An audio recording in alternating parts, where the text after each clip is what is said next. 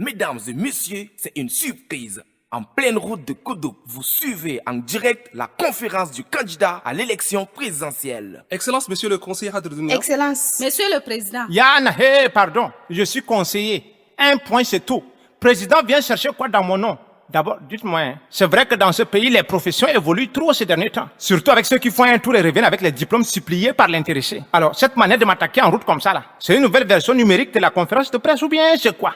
Ça, c'est bien dit. Depuis qu'on a fait la connaissance des réseaux sociaux dans ce pays, tout le monde a la capacité de faire l'analyse. Tout le monde est journaliste. Il suffit de savoir saisir et d'avoir un compte seulement. Michel, Président, ce n'est pas une séance de cliquer sur j'aime ou accepter l'invitation.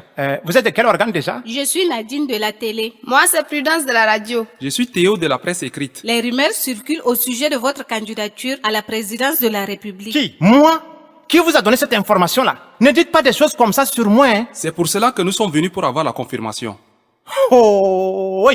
Vous pensez qu'à mon âge, je puisse encore me permettre une telle folie, être candidat à la magistrature suprême? Et pourtant, vous avez la carrure et... Oh, oui. Carrure seulement. Je viens de comprendre aujourd'hui pourquoi chacun se lève un beau matin et veut être candidat à la présidentielle. C'est donc vous qui leur inspirez cette aventure avec des appréciations déplacées comme ça? Qu'est-ce que vous appelez carrure ou charismatique? Dommage, je suis surprise de votre réaction. Dommage pour toi. C'est vous les journalistes qui, par vos propos incendiaires, poussez les gens au suicide et vous revenez plus tard sur vos pas pour cracher sur leurs cadavres. Vous leur faites croire qu'ils sont les plus forts, plus courageux. Mais à leur mort, vous revenez les traiter de lâches. Je vous lis et je vous suis beaucoup, hein. Je connais bien les 3 principes qui régissent votre métier. Lécher, lâcher et lyncher. Vous ne mourrez pas. Nous cherchons à vous encourager. Man quoi? Aujourd'hui, vous me poussez. Mais quand je jouerai, vous irez pomper dans tous les dictionnaires, toutes les étymologies, toutes les logiques qui valent du feu nucléaire pour me torturer, me critiquer, m'humilier. Pour cela, vous êtes prêts à écrire des mots qu'en temps réel et normal, dans la logique étymologique de leur sens, des mots qui ont été créés dans la métaphore et qui ne sont pas employés dans une phrase destinée à quelqu'un. Mais vous vous arrangez à trouver son adjectif.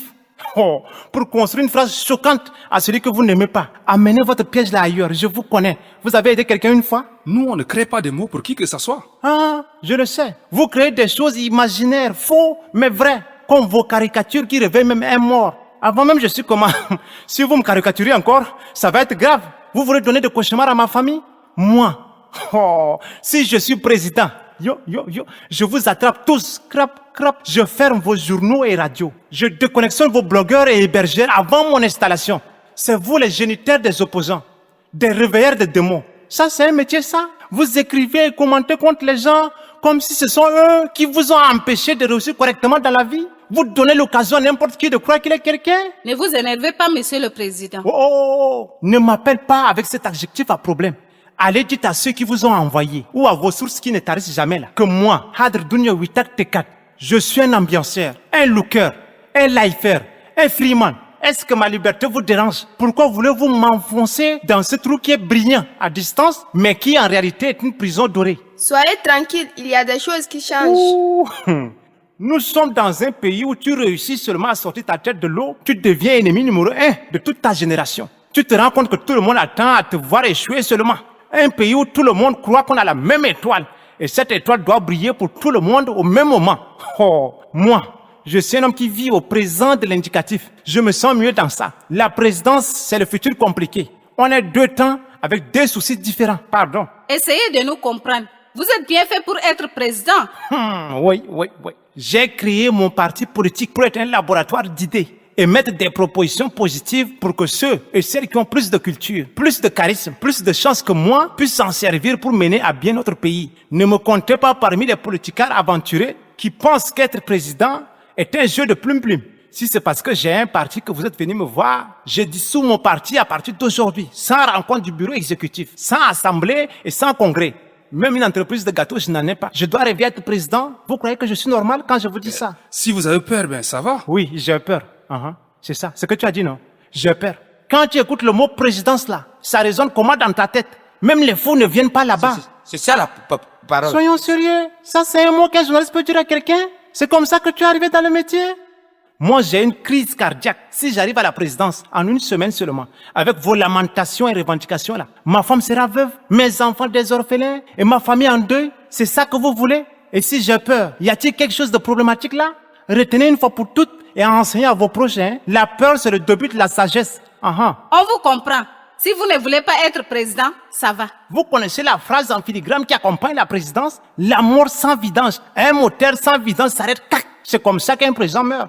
Et vous? Mais voyons. On ne voit rien. Moi, je suis un homme qui aime beaucoup dormir. Alors qu'à la présidence, il n'y a pas sommeil. C'est la veillée quinquennale. Je ne sais pas comment ceux qui sont là-bas font pour être debout. Tu n'as même pas le temps pour ta famille. À peine d'abord, tu te souviendras du nom de tes enfants.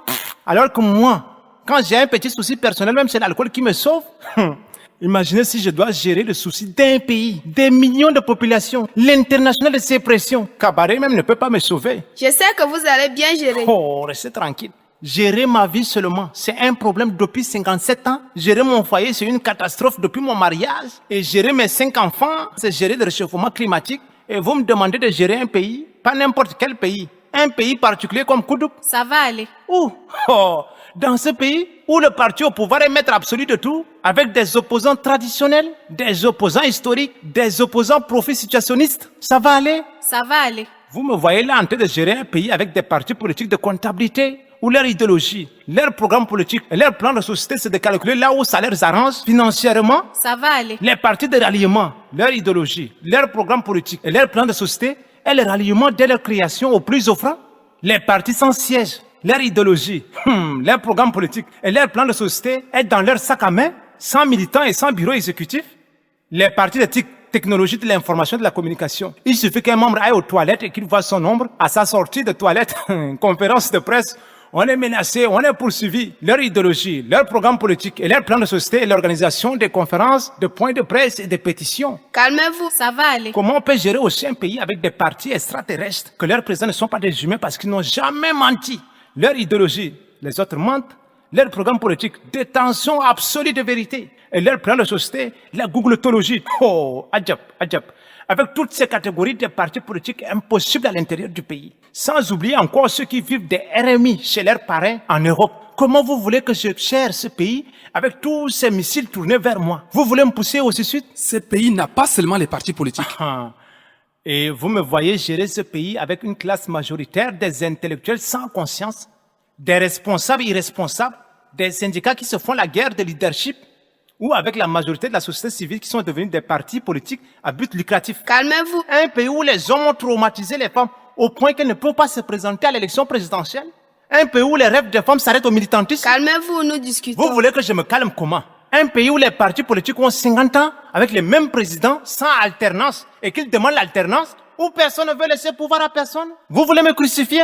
Je comprends pourquoi les gens vont en prison beaucoup ces derniers temps à cause de vous. Ce sont des gens qui dénoncent les violations et veulent la vérité. Et ça n'a rien à voir avec nous.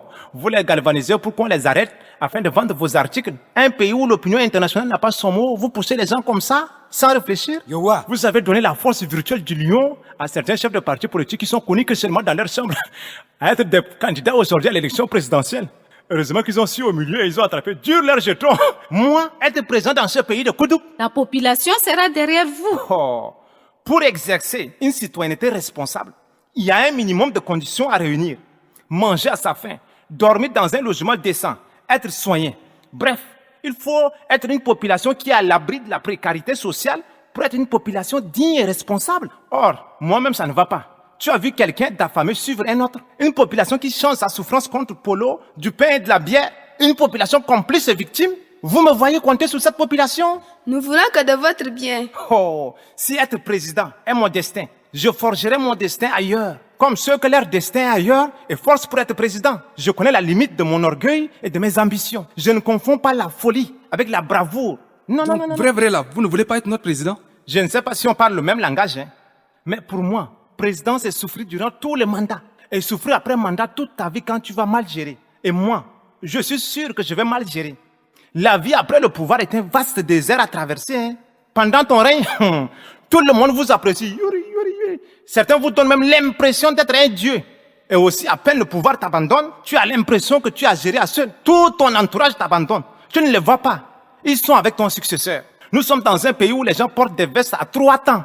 C'est très facile qu'ils changent. Les gens qu'on ne croyait pas qu'ils feront un mandat. On fait 10 ans là. Vous avez peur pourquoi?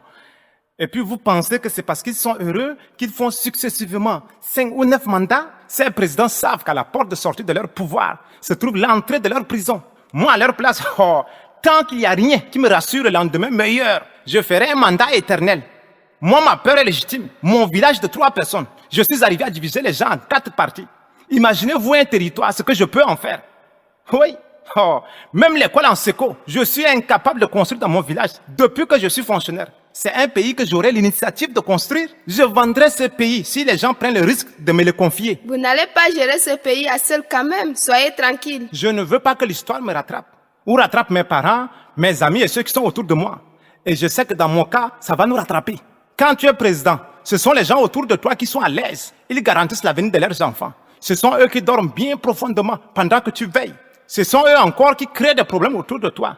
Et le jour où tu décides de descendre du pouvoir, ce sont eux encore qui te menacent et te trompent pour que tu restes. Finalement, tu finis par te créer des maladies où la médecine a du mal à t'expliquer même. Tellement que tu seras tout le temps malade. N'importe qui se lèvera un beau matin, annoncera ta mort quand il ne te voit pas à la télé 2 jours. Voisin, nous sommes là. On va t'aider à gérer pour le bien de la population. M'aider à la CENI ou bien à la Cour constitutionnelle. Ou bien tu as qui comme parrain de l'autre côté. Parce que dans cette histoire, les parrains comptent beaucoup. Tu t'aideras ou bien tu m'aideras. Demain, tu me diras de rester comme les autres aussi. Toi que je te connais là. Vous n'êtes pas obligé de le suivre. Moi, j'ai aussi des parents terriblement dangereux. Et des beaux-parents sérieusement dangereux que mes parents encore. Avec ces mentalités-là. Vous voulez que je devienne président comment? Nous, quand on est nommé même planton, c'est la fête au village. On remercie jusqu'à 1 an celui qui nous a nommés à travers les ondes. Vous-même, vous comprenez que ce n'est pas la mérite. Vous serez le président de tout le peuple si vous décidez. C'est ça.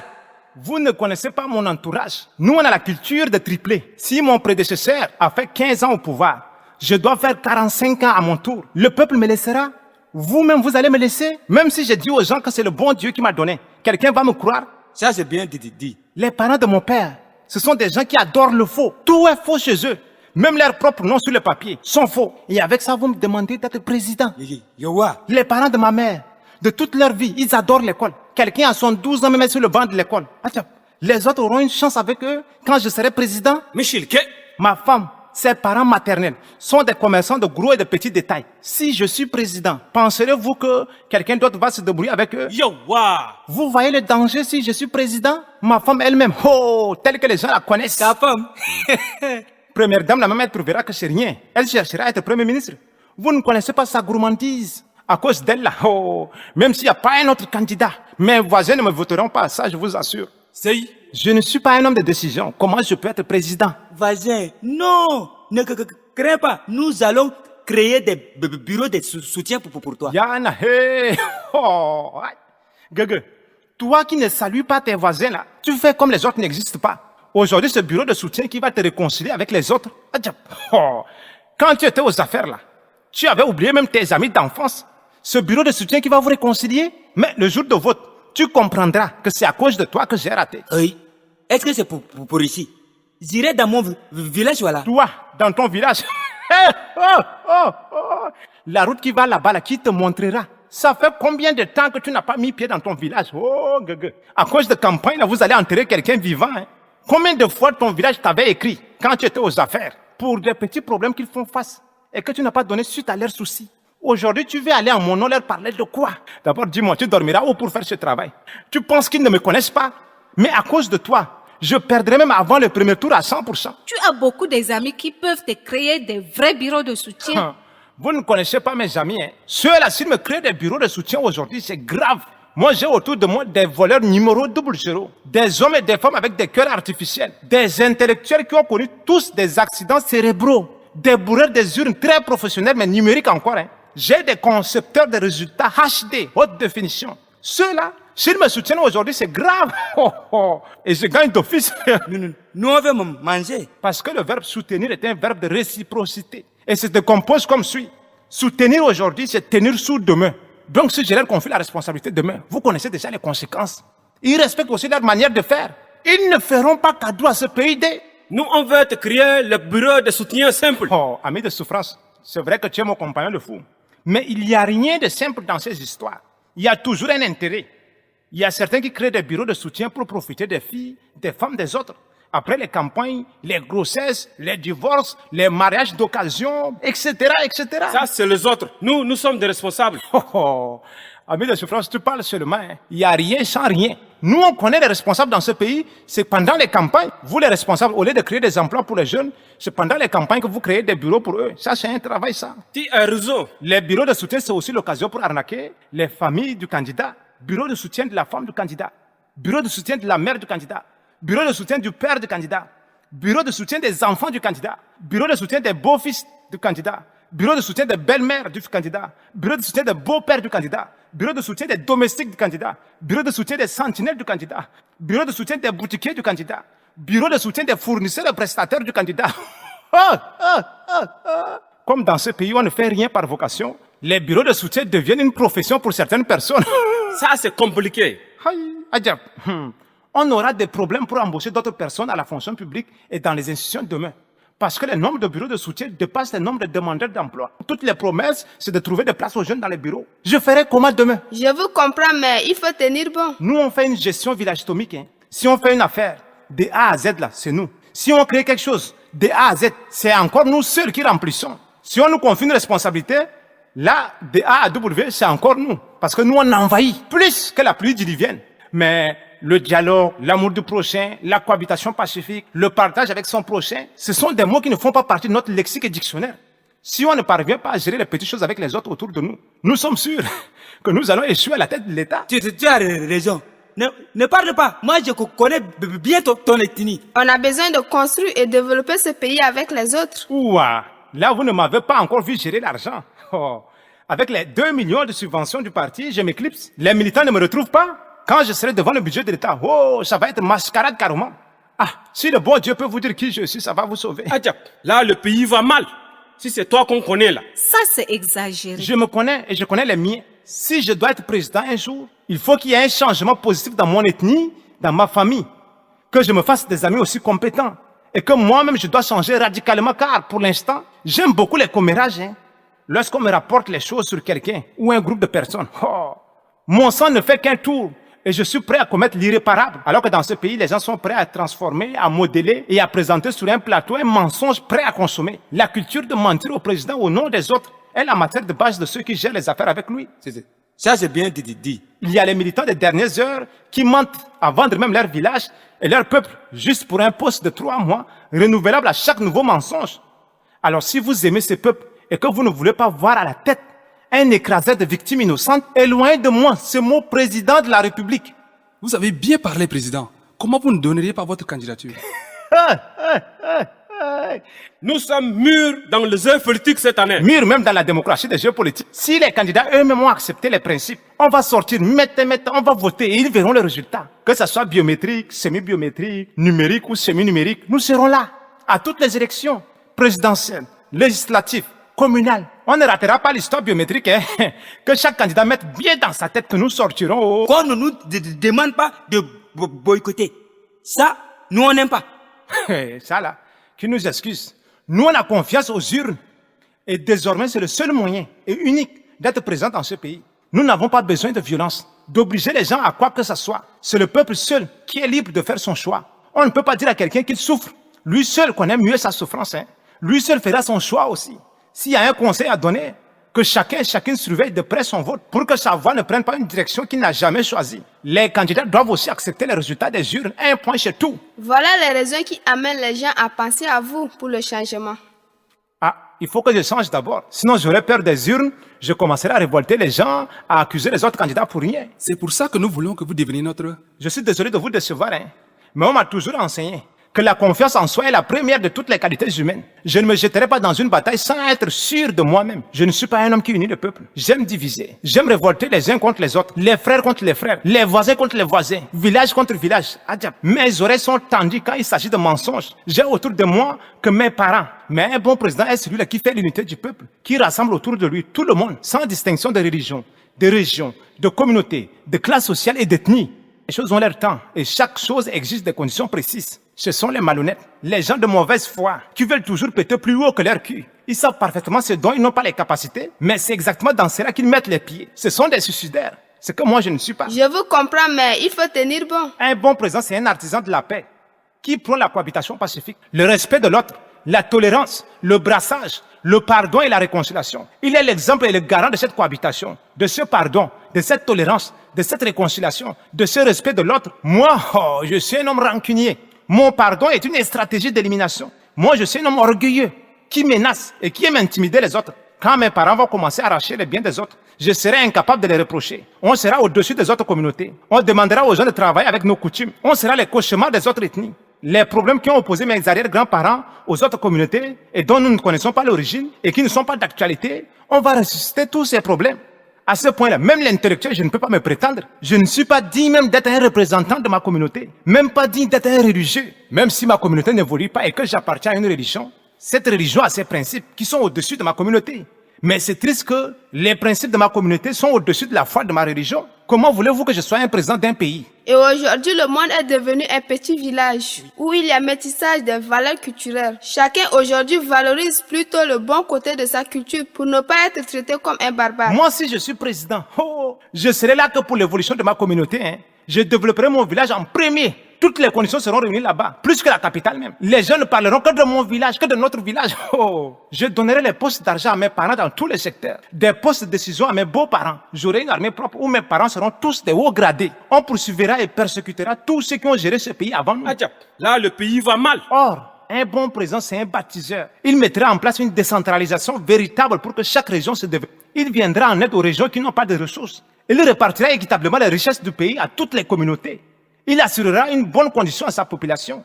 Il veillera à la sécurité, à la santé, l'éducation, à la justice, à l'emploi sur tout l'ensemble du territoire et la protection des plus faibles surtout. On a besoin de construire et développer ce pays avec les autres. Moi, si je suis président, moi et ma famille, les ressources du pays seront les bonus de notre mandat et elles seront gérées que par nous. On décidera du survie des autres et de leur activité. Nous serons dans tous les secteurs d'activité génératrices de revenus. Les autres sous-traiteront avec nous. On créera des pénuries avantageuses pour nos affaires. Toutes les organisations ou entreprises étrangères qui s'implanteront dans ce pays, on aura un quota familial de responsabilité. Le reste, c'est pas notre problème, c'est pas nos affaires. On nationalisera les secteurs privés, on privatisera les secteurs publics. Les ministères, les fonds sociaux, les fonds nationaux, les projets, les ONG loueront nos villas comme bureaux, sièges et résidences. Ce sont toutes ces raisons qui me poussent aujourd'hui à dire que je ne veux pas être président. Parce que si moi, je suis président, je serai pire que celui qui est avant moi. Aïe, ça là, c'est une vérité que tu dis. Voilà les raisons qui amènent les gens à penser à vous pour le changement. Je veux que vous le sachiez, je suis un homme qui a trop peur. J'aime prendre l'avance pour menacer et intimider les autres. Je ne veux pas que quelqu'un me contredise, m'insulte. Ma règle est celui qui n'est pas avec moi et contre moi. C'est pourquoi j'ai dit je ne veux pas être président.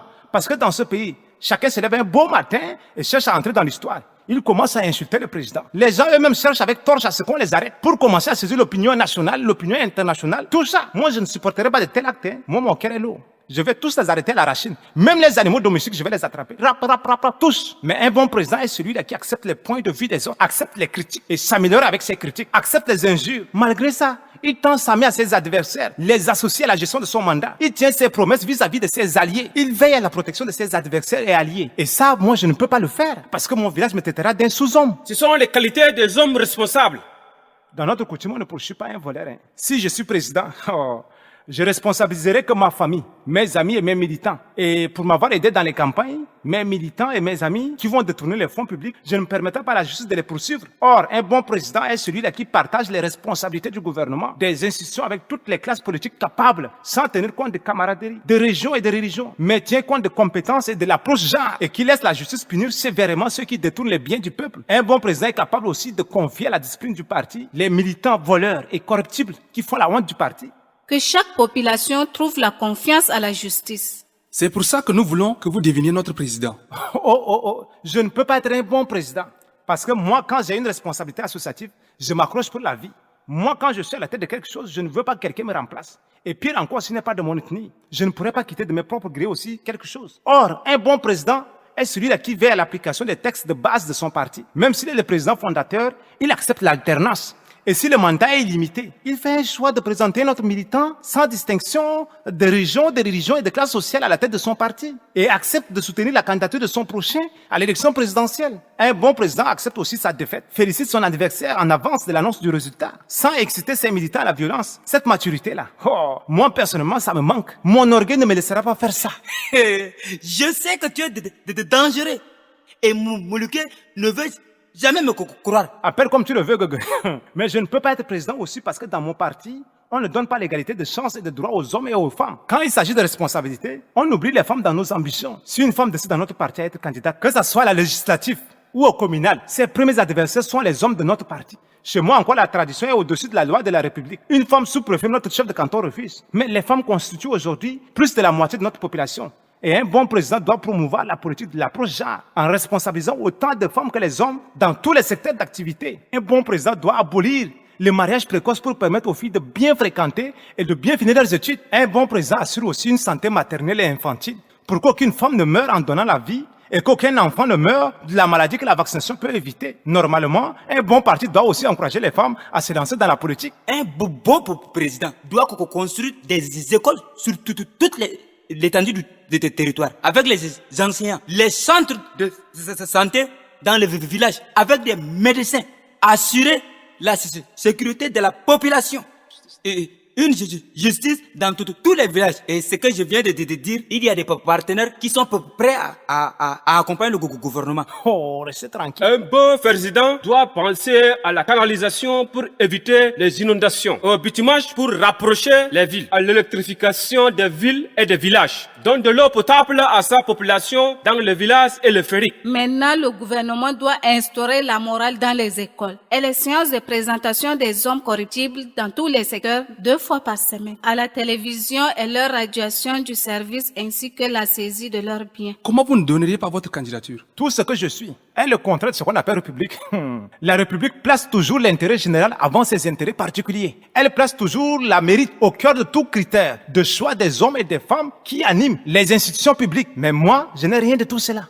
Je ne voudrais pas mettre le pays quand même à feu et à sang. Tu as raison avec ce que tu nous as expliqué. C'est bien fondé. Tu es la 20e personne que nous venons de rencontrer. Les autres sont tous capables, mais sauf vous. Je suis fier de découvrir à travers vous qu'il y a 19 personnes qui sont à la magistrature suprême. Ça prouve qu'on est gourmand. Mon dernier mot est ceci. À ces 19 personnes capables et aux autres que vous allez les rencontrer encore, qui diront aussi qu'ils sont capables, comme c'est un pays des hommes capables, dites-leur que l'État est notre maison commune et que nos vies en dépendent de sa sécurité et stabilité. Le développement, l'épanouissement de notre pays viendront de la participation de chacun et chacune à tous les niveaux, dans tous les domaines, à différents degrés. Il est urgent de mettre les moyens matériels, financiers et intellectuels pour rendre possible la participation de la jeunesse à la construction du pays. La jeunesse tout entière ne pourra jamais être absorbée par la seule fonction publique. Voilà pourquoi il faut développer les vastes programmes qui susciteront chez les jeunes un esprit d'entrepreneuriat pour faire en sorte que les initiatives privées viennent en complément aux initiatives publiques. De même, notre économie, qui est aujourd'hui exclusivement dépendante du revenu du pétrole, doit être diversifiée pour devenir plus forte et plus dynamique. Les pays les plus puissants au monde aujourd'hui ne sont pas des pays pétroliers. Ils ont d'autres ressources naturelles et humaines qu'ils exploitent judicieusement pour le bien-être de leur population. Enfin, nous devons sortir de cet engrenage de la bêtise qui oppose les éleveurs aux agriculteurs. Dans ce long conflit insensé et sanglant dont le carburant est le manque de volonté politique de résoudre pacifiquement les problèmes. Imaginez un enfant qui tranchera au couteau les 2 seins de sa mère. Il se privera lui-même de la vie. On a toujours répété que l'agriculture et l'élevage sont les 2 mamelles de notre économie. Opposer l'agriculture à l'élevage, c'est mettre en péril ces 2 mamelles dans tous les cas. C'est un problème que je viens d'énumérer là et qui bloque l'avancée de notre pays. Certains ont déjà les solutions pour se dire qu'ils sont prêts à être présidents. C'est une bonne chose. Bonne chance à eux. Mais prenons les droits et les devoirs des enfants afin qu'ils soient tous scolarisés dans les écoles capables d'enseigner les valeurs humaines et universelles afin de produire des adultes responsables pour la conduite des affaires publiques demain. Comptons sur ces enfants et réorganisons l'école. Et nous allons continuer pour nous entretenir avec les autres personnes ressources. Car cette année, nous voulons contribuer au choix du candidat. Et vous les journalistes, vous êtes nos lampes. Vous devez éclairer. Éclairer encore chaque jour nos vies. Merci à vous aussi. Excellence, monsieur le conseiller Hadr Witak, nous vous remercions pour votre disponibilité. Nous allons être disponibles aussi pour sortir comme un seul peuple mûr à toutes les élections et pour faire notre choix. Qu'aucun candidat ne commence à déclarer la victoire avant le résultat de la CENI et à donner la confirmation avant la Cour constitutionnelle. On attend aussi la maturité de chaque candidat à reconnaître sa défaite publiquement